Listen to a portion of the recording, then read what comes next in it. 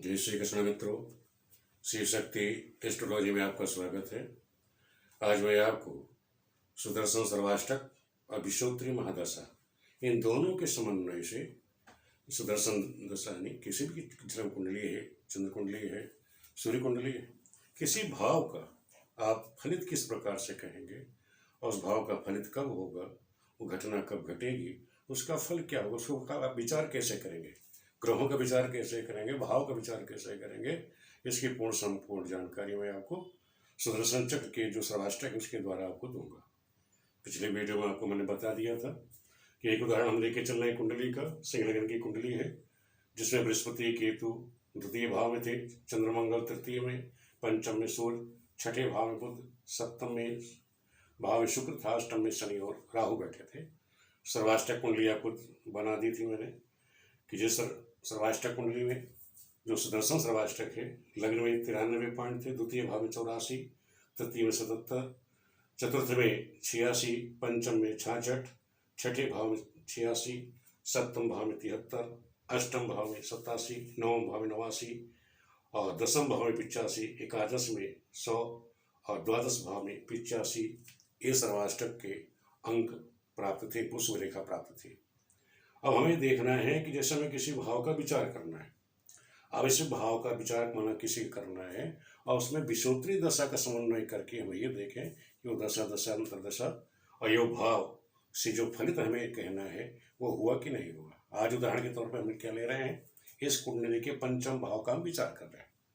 तो पंचम भाव आप जानते हैं, पंचम भाव संतान का होता है। अब संतान के भाव का अगर हमें संतान का विचार करना है तो संतान का विचार हम किस किस कुंडली से करते हैं ये आप पहले समझो कि उसके लिए हमें लग्न कुंडली, लग्न से पंचम में कौन सी ग्रह है, उसमें किन ग्रहों की दृष्टि है। इसी तरह चंद्र कुंडली से आप देखेंगे कि पंचम भाव में कौन सी ग्रह है और पंचम भाव में कौन सी ग्रह दृष्टि डाल रही है। इसी तरह आप बृहस्पति से देखेंगे कि बृहस्पति से पंचम में कौन सी ग्रह बैठी है और पंचम में किन ग्रहों की दृष्टि है। जब उन ग्रहों की दशांतर दशा आएगी, दशांतर दशा आए तभी, या वो गोचर में आए उन पर दृष्टि डालें तभी संतान की उत्पत्ति होगी। ये आपको देखना है कि संतान कब होगी। इसके लिए हमको क्या देखना है कि लग्न गुरु और चंद्रमा से पंचम में जो भी ग्रह स्थित हैं और उन पर जो दृष्टि डालना है ग्रह, जब भी उनकी दशांतर दशा आएगी या गोचर में वो आएंगे तब जाके संतान की उत्पत्ति होगी। इस चीज़ का आप लोग ध्यान रखिए। तो इस कुंडली में अब हमें विश्लेषण करनी। अब सामने हमारी कुंडली पड़ी हुई है तो इसका विचार करने के लिए आप क्या करेंगे, आप पहले ये देख लीजिए कि हमने जो सुदर्शन चक्र बनाया तो उसमें कौन कौन सी राशि, पंचम भाव में कौन कौन राशि आई थी, धनु, कुंभ और मेष। अब धनु में आप देखिए, धनु में कौन सी ग्रह बैठी थी जन्म कुंडली में, धनु में सूर्य बैठा था और कुंभ में शुक्र बैठा था। यानी पंचम भाव में सुदर्शन कुंडली के पंचम भाव में कौन सी ग्रह स्थित हो गई, सूर्य और शुक्र। ये ध्यान रखो कि जब सुदर्शन कुंडली हमने बनाई हुई है तो वहां पे सूर्य और शुक्र पंचम भाव में स्थित हैं। किससे, लगन से, लग्न से स्थित ग्रहों की मैं स्थिति बना दे रहा हूं आपको, लोग समझ लीजिए कि स्थिति सूर्य और शुक्र की क्या है। सुदर्शन चक्र में पंचम भाव में सूर्य और शुक्र स्थित है। उसके बाद दूसरा देखिए, हम देख रहे हैं गुरु से पंचम, गुरु से पंचम 1 2 3 4 5, गुरु से 5वें स्थान में बुध बैठा हुआ है तो उसकी भी स्थिति हमने नोट कर ली है। बुध भी संतान का कारक हुआ। तो इस कुंडली में जो ग्रह स्थित है पंचम भाव में, सूर्य, शुक्र और बुध यहाँ स्थित है। इस तरह से आप लोग विचार करेंगे। फिर आप देखेंगे पंचम, अब चंद्रमा से पंचम आप देखोगे तो 1 2 3 4 5 वहाँ शुक्र है। तो शुक्र जो है सुदर्शन लग्न से पंचम में भी शुक्र बैठा हुआ है, चंद्र से भी शुक्र जो है पंचम बैठा हुआ है। तो इस तरह सूर्य शुक्र जो है एक ग्रहों की स्थिति होगी जो पंचम में बैठे हुए हैं। अब हम इस पर दृष्टि डालने वाले ग्रहों का विचार कर लें कि पंचम भाव में किन ग्रहों की दृष्टि है। अब आप ये देखिए कि पंचम भाव में दृष्टि किसकी पड़ेगी, जो ग्रह एकादश में बैठे होंगे। अब सुदर्शन चक्र में आप देख लीजिए कि मिथुन में कोई ग्रह नहीं है, मिथुन राशि में, सिंह राशि में कोई ग्रह नहीं है और तुला, जहाँ तुला लिखा है तुला देखें, तुला राशि में क्या है, चंद्र और मंगल बैठे हैं। लग्न कुंडली में सप्तम में क्या है, चंद्र और मंगल बैठा है। तो इसका मतलब कि चंद्र मंगल की दृष्टि पंचम पे है।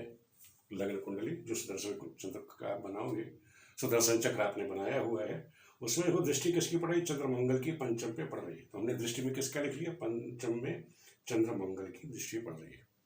फिर दूसरा हमने बताया था आपको कि हमें चंद्रमंगल तो आपने निकाल ही लिया, अब बृहस्पति से पंचम संतान को देखा जाता है। तो ये हो गया बृहस्पति से पंचम भाव, ये पड़ा आपका। अब यहाँ पर दृष्टि किन ग्रहों की है ये आप देख लीजिए, 1 2 3 4, एक तो मंगल की दृष्टि है, एक स्वयं बृहस्पति और केतु की दृष्टि है। तो यहाँ दृष्टियां किसकी पड़ गई, चंद्रमंगल की दृष्टि लग्न से, सुदर्शन चक्र के लग्न से, और बृहस्पति से पंचम में गुरु और मंगल की दृष्टि पड़ गई। शनि की दृष्टि लग्न कुंडली में, ये आप देख लीजिए, लग्न कुंडली में शनि की भी दृष्टि जो है पंचम में पड़ रही है। तो इस तरह से हमने देख लिया कि दृष्टियां क्या है पंचम भाव में, चंद्र मंगल शनि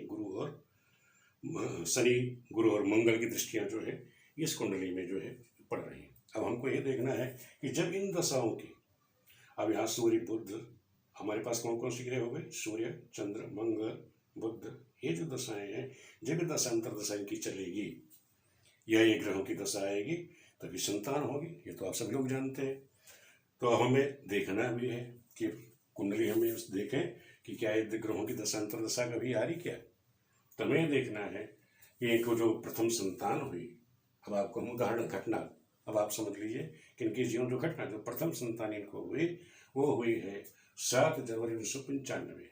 उस समय ग्रहों की स्थिति ये थी, आपके सामने मैंने कुंडली बना दी है। तो ये ध्यान रखो कि 7 जनवरी 1995 में बुध की दशा थी। उस समय क्या दशा थी, बुध में बुध।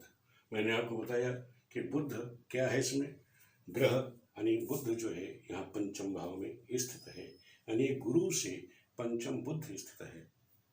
अब आप सर्वाष्टक में कैसे इसका इस्तेमाल करोगे, देखोगे कि गुरु से पंचम, ये है गुरु बैठा हुआ है यहाँ द्वितीय भाव में, यहाँ से पंचम 1 2 3 4 5 में, वहाँ गुरु को कहते हैं पॉइंट में 86। जहाँ पे बृहस्पति बैठा है वहाँ 86 अंक हैं, यानी सामान्य से ज़्यादा है, यानी कि शुभ फल देगा। यानी कि मतलब बुध ने यहाँ शुभ फल दिया, और शुभ फल नहीं दिया बुध ने, इसलिए यहाँ प्रथम संतान हुई, क्योंकि वहाँ पे कितने शुभ अंक प्राप्त थे, 86। तो इस तरह से आप विश्लेषण करेंगे सर्वाष्टक का जब आप इस्तेमाल करेंगे कि सर्वाष्टक से भी वही गुरु से देखा गया कि बुध की स्थिति क्या थी, वहाँ पंचम थी, और गोचर में भी जब आप विषुवती दशा देखते हैं वहाँ बुध की दशा है, तो बुध यहाँ अशुभ नहीं रहा, बुध यहाँ एकादशेष भी है। और जब कुंडली आप बनाओगे, वर्ष कुंडली जिसे हम कहते हैं, वर्ष कुंडली में उस समय ध्यान रखिए कि जब तुला लग्न थी तब कितनी उम्र थी इनकी, कि 12 से 12 दूनी 24 वर्ष, 24 25 26वां वर्ष था। 26वें वर्ष में ये लग्न बन जाएगी। आपको मैंने बताया था एक लग्न एक वर्ष का कारक होती है। जो 95 में इनकी जो इनका डेट ऑफ बर्थ है 69 है, तो 69 से 95 में उस समय 26 वर्ष की अवस्था में प्रथम संतान हुई। उस समय ग्रहों की स्थिति आप जब बनाएंगे कुंडली सर्वाष्टक के द्वारा, जब वर्षफल बनाएंगे तो उसमें आप देखेंगे 26वां वर्ष क्या होगा, तुला। तो तुला लग्न आप बना लेंगे। हमने आपको बताया था कैसे लग्न बनानी है, वही 26वें वर्ष में जब संतान हुई तो 26वें वर्ष में ग्रहों की स्थिति क्या थी, ये लग्न तुला कैसे आई, तो ये 26वां वर्ष क्या होगा, तो 12 दूनी 24, 25 से 26वां वर्ष हो गया, तो ये तुला लग्न आपकी बन जाएगी। और जैसे उसमें जो गोचर है पंचांग में ग्रहों की स्थिति उसी अनुसार आप रख देंगे। तो आपने ग्रहों को स्थित कर दिया, तो यहाँ पे संतान, यहाँ भी देखिए कुंडली के अनुसार क्या स्थिति है। कुंडली में आप देख लीजिए कि यहाँ जो नवम त्रिकोण का जो स्वामी बुध है उसी की दशा चल रही थी। आप जानते हैं त्रिकोण का स्वामी बुध है, कोई भी त्रिकोण का स्वामी होगा उसकी दशा चले सुफल ही मिलेगा। वहाँ बृहस्पति की शुभ दृष्टि भी पड़ रही है, बृहस्पति शुभ दृष्टि है, शनि अपनी त्रिकोण राशि में बैठा हुआ है, तो वहाँ की स्थिति है ग्रहों की वो शुभकारी है। ये आप कह सकते हैं कि वहाँ शुभकारी है। और यहाँ प्रथम संतान के समय ये स्थिति रही ग्रहों की। अब देखते हैं द्वितीय घटना की जीवन क्या है। ये द्वितीय संतान है वो हुई 7 दिसंबर 1996। अब वहाँ की स्थिति हमें देखना है लग्न में क्या स्थिति आएगी। 96 में उम्र हो गई तो 96 में इनकी उम्र हो जाएगी 27 वर्ष, 28वां वर्ष रहेगा, प्रारंभ हो जाएगा। उस समय जो लग्न बनेगी तो 12 से 12 24 25 26 27वां वर्ष, 27वें वर्ष में ये लग्न बनी 27वें वर्ष की। वहाँ हमने ग्रहों की स्थिति वही रखी जो उस समय गोचर थी, वो कुंडली के अनुसार हमने ग्रह स्थिति उस समय की रख दी। अभी हमें देखना है कि यहाँ संतान की कारक है। अभी देखो जैसे वहाँ पंचम थे, यहाँ भी पंचम नौ के स्वामी जो है, नवम भाव के स्वामी बुध की दशा में प्रथम संतान हुई। यहाँ दोस्ती है, उस समय चल रहे थे बुध में चंद्रमा यानी उसमें जो नौ के स्वामी थे उनकी दशा में द्वितीय संतानें हुई। अभी हमें देखना है कि चंद्रमा क्या इसमें योग कारक है, संतान का कारक है क्या? तो चंद्रमा मैंने बताया था कि चंद्रमा की दृष्टि थी। चंद्रमा की दृष्टि कहाँ थी कि यहाँ सुदर्शन चक्र में एकादश भाव में चंद्र मंगल दोनों बैठे हैं, और वहाँ चंद्रमा जो है सबसे प्रबल है, उसको 100 शुभ अंक प्राप्त है। यानी कहने मतलब यह चंद्रमा सबसे प्रबल है, उसकी दृष्टि कहाँ थी? संतान भाव में। यानी बुध में चंद्रमा, बुध तो संतान का कारक था ही, पहले से हमने देखा था, वो संतान का बृहस्पति से पंचम था। दूसरा यह है कि चंद्रमा वो भी जो उसकी दृष्टि भी पंचम पे थी। यहाँ दो ग्रह एक साथ साथ रहे, बुध चंद्र में भी यहाँ संतान का कारक ग्रह रहे। गुरु से एकादश, अगर हम गुरु से लेते हैं तो गुरु से एकादश भी बृहस्पति चंद्रमा हुआ। अब ये देखो कि गुरु से एकादश में कितने अंक प्राप्त हैं, वहाँ 85, वहाँ भी अशुभ फल नहीं है, यानी सामान्य से अधिक अंक वहाँ भी प्राप्त हैं। एकादश में आपने देख लिया जहाँ चंद्रमा बैठा है वहाँ से 100 अंक है, यानी 100 भी प्राप्त हुआ।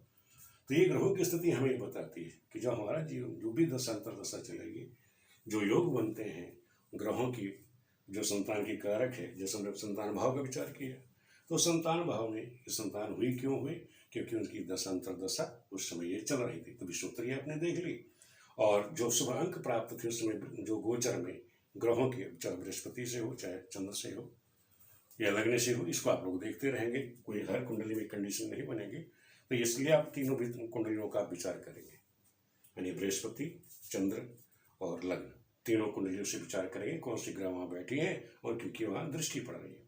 अब दूसरा देखिए, जन्म के समय ग्रहों की स्थिति किसके कैसे अशुभ रही। अभी आप समझते हैं कि शनि अगर गोचर में पंचम में हो, आपको लोगों को समझा देता हूँ कि आप विश्लेषण कैसे करेंगे, देखेंगे क्या कि कुंडली सही थी कि नहीं थी, तो उसका विश्लेषण आप कैसे करोगे। तो ये देख लीजिए कि जब बच्चों का जन्म हुआ तो शनि क्या था? पंचम में। दोनों कुंडलियों में शनि पंचम में बैठा था, और शनि जब पंचम भाव में गोचर करेगा तो अशुभ फल ही देगा, नहीं परेशानी देगा। कौन सी परेशानी? आर्थिक परेशानी, धन की लाभ कम कर देता है पिता का, आर्थिक दिक्कतें परिवार में खड़ी करता है। इस तरह की दिक्कतें आर्थिक इसने दी। क्यों दी? कारण क्या है कि माँ का ये चौथा स्थान माँ का होता है। यहाँ से देख रहे हैं कि राहु की दृष्टि, मंगल यहाँ बैठा है तो मंगल राहु का योग बन रहा है, ऑपरेशन की नौबत डाल देता है। यहाँ चंद्र केतु है, तो ये जो स्थितियाँ हैं, चाहे वो मंगल हो या केतु हो, ये दोनों ही ऑपरेशन करा देते हैं। राहु की दृष्टि हो, चंद्र मंगल की इस तरह कंडीशन बने तो समझ लो कि चंद्रमा पीड़ित हो जाए तो समझ लो कि ऑपरेशन की नौबत आ जाती है। तो यहाँ दोनों जन्म के बच्चों के समय यहाँ माँ का ऑपरेशन हुआ, माँ को इन्होंने कष्ट दिया, तो शनि ने यहाँ कष्ट देने का काम किया। इसका मतलब यही जो कुंडली है, जब हम कुंडली कर बनाते हैं तो उसमें देखें जो घटनाएं घट रही हैं क्या वो सही है कि नहीं है, जो हम देख रहे नहीं है या वो मेल खा रही नहीं मेल खा रही। इस तरह से हम विश्लेषण करते हैं। दो ही घटना ले ली, किनके जीवन जो घटनाएं घटी इस कुंडली के अनुसार, ये दोनों ये स्थिति आई बच्चों के जीवन, इनके जीवन में, तो वो इनके जीवन से मेल भी खा रही हैं। और इसी तरह हम विश्लेषण कर देते हैं कि शुभ अशुभ फल क्या मिल रहे हैं, वो दशाएं कब आ रही हैं। तो इस तरह से अगर हम विश्लेषण करते हैं तो हम एक सटीक फल दे सकते हैं। जैसे एक भाव का विचार किया संतान का, इसी तरह हम 12 भावों का भी विचार कर सकते हैं। हर भाव का विचार हमें करना है तो इसी तरह देखना है। हर भाव का विचार करिए, इस तरह करते रहेंगे तो अच्छा विश्लेषणकर्ता बन जाएंगे, अच्छी कुंडली विश्लेषण कर सकते हैं आप। कुंडली आप लोगों को कैसी लगी, विश्लेषण कैसे लगा, आप लोग जो लाइक करें, कमेंट करें, और जैसा भी आप लोगों को लग रहा है कमेंट जरूर करिएगा, इससे हमारा प्रोत्साहन बढ़ता है और आप लोगों को भी समझ में आ रही है, नहीं समझ में आ रही है, ये भी हमारी समझ में आ जाता है। इसलिए आप लोग कमेंट अवश्य करें। वीडियो देखने के लिए आप सभी लोगों का बहुत बहुत धन्यवाद।